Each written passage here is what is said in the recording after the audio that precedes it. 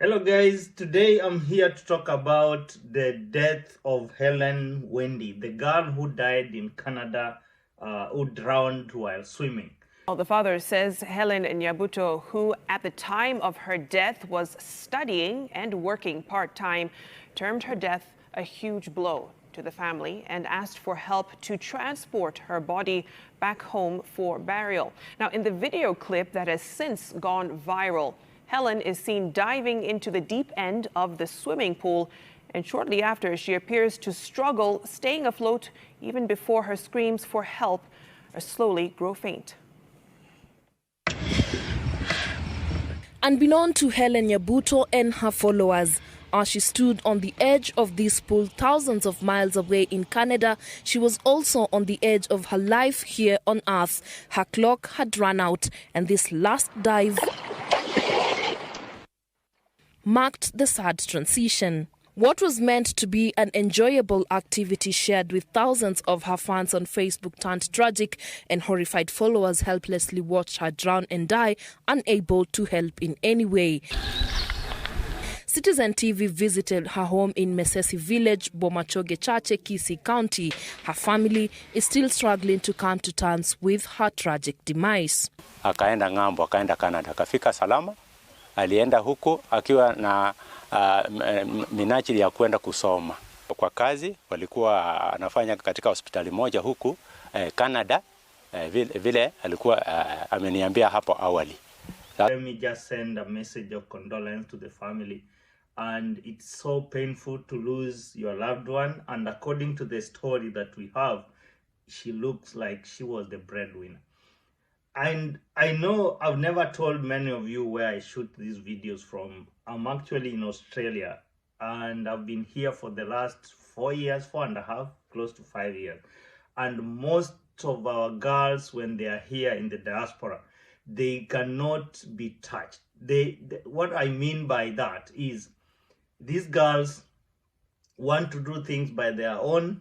We've tried to bring some of these girls to the welfare groups that we form, and they join and then leave after 1 week. They cannot be associated with anybody. Like, you try to reach out to them, they think like you are too much on them.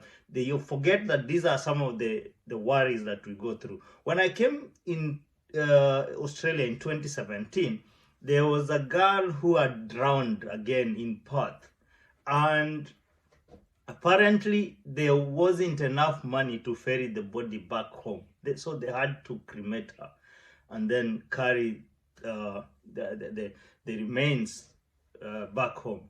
It's so painful. And combining those stories with what we are seeing from Saudi Arabia and all that, our girls are dying in Saudi Arabia. It's so painful losing such young girls, and mostly they are between 18 and 30 years. Those are people who've got potential. They've got the whole future ahead of them.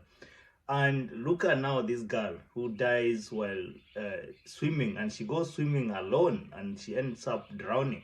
When you know you do not know how to swim, kindly just get a friend, go swimming together, so that by the time you are drowning in such a manner, somebody is there probably to call for help.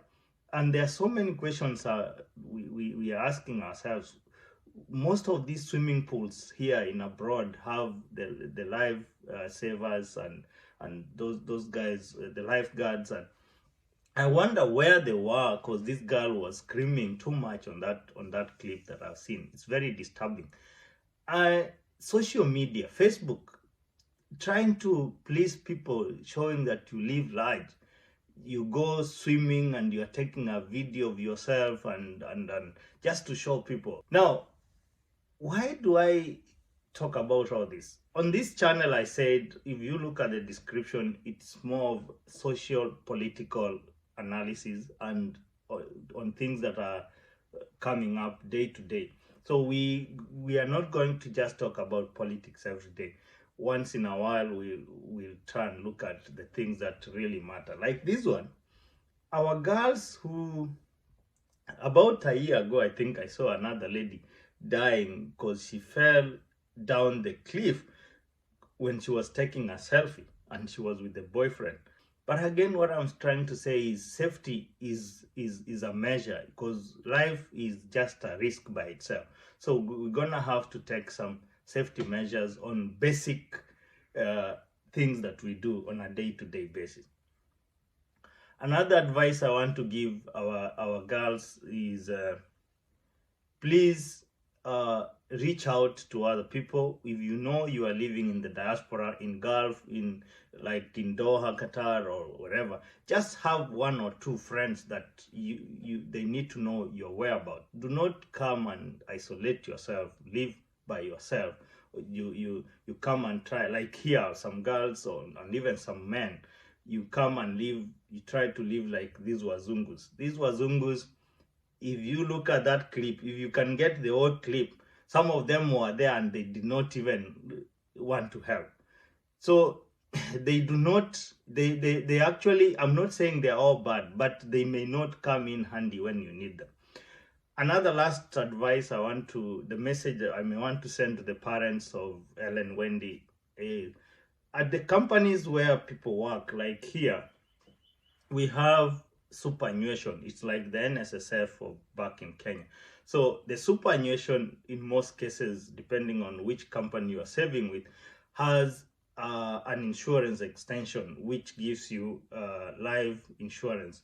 So they may need to ask where she used to work, and probably maybe through the friends they can ask the managers to confirm and which superannuation she was saving with, and then they may end up making a claim which could even be of help to the family that has remained. That is my take, and my advice is, let's be our brother's keeper and stay safe, guys. May God bless you. If you are new here, kindly subscribe and give the videos a like. God bless you. See you in the next video. My name is Benson.